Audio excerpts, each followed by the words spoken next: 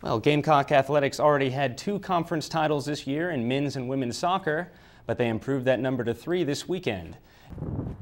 Well, the Gamecocks return home tonight for the first time in nearly 2 weeks, but those planning on going to the game may want to bring a jacket. Tanner says the chemistry between Payne and Bright has been one of the most promising parts of their play over the last week. Chemistry that can form stability as the season goes on. Well, March Madness has reached its end, and it'd be tough to draw up a better championship matchup. Grimsley left for Iceland earlier today. She's expected to begin playing for Thor KA sometime in early May. Finding a place to stay isn't always easy for college students. DeSantis says Land's Inn is one of several locations that requires guests to be 25 years or older to make a reservation. We're currently looking at temperatures in the mid-70s with mostly clear skies, really just as good as it gets out here. But will these sunny conditions remain as the week goes on? I'll tell you all of that and more later in the show.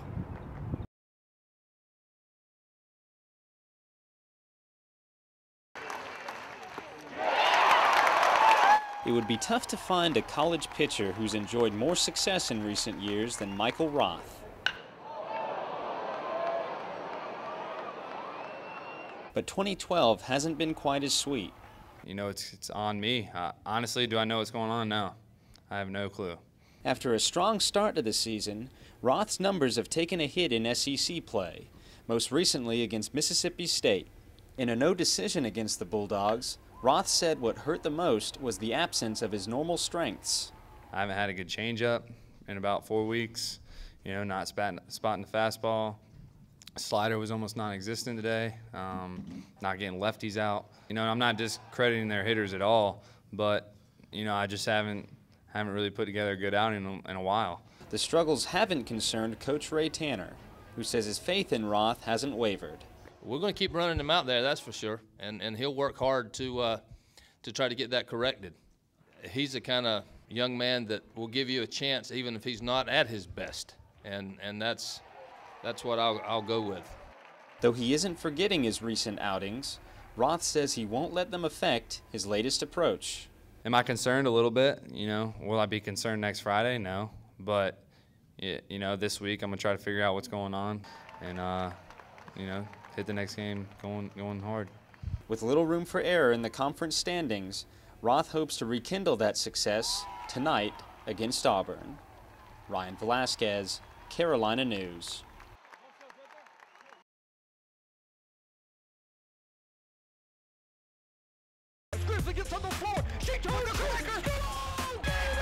Kayla Grimsley has never been one to back down from challenges during her soccer career.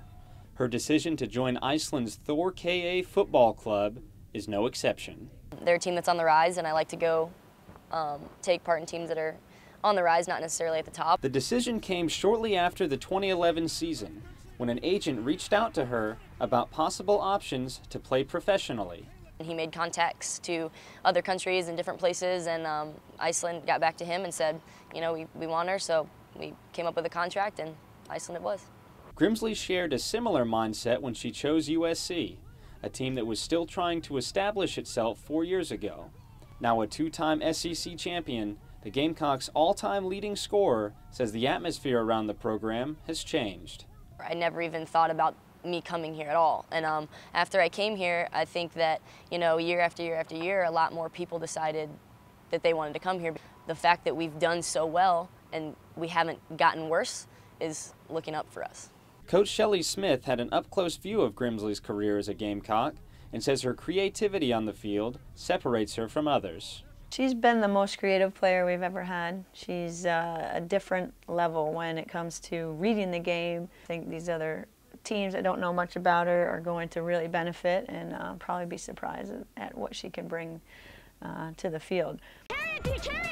Though the distance from home won't be easy, Grimsley says she's excited to take her career to the next level. Ryan Velasquez, Carolina News.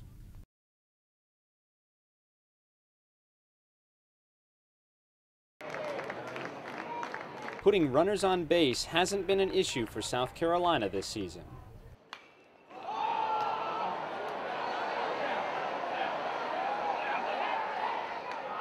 But leaving them there has. I keep telling the guys that we're better offensively than maybe we've shown. The Gamecocks have averaged nearly 10 hits per game, but they're among the worst in the SEC in leaving runners on base, a stat that veteran players aren't accustomed to. You know, it's pretty disappointing. You know, that's not us. That's not the way we play.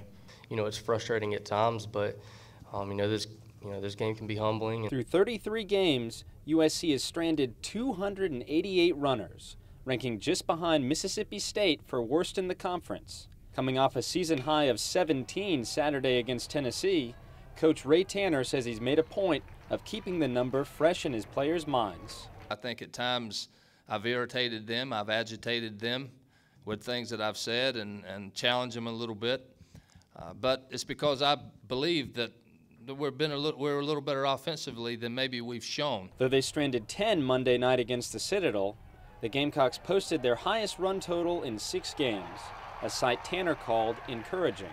We took some good swings in there, and you know, we had a big inning, we got some runs, so that's the area that as I said, I'm cautiously optimistic that we can make some strides there. With the lineup filled with youth, Tanner says he believes those numbers will drop during the second half of the season. Ryan Velasquez, Carolina News.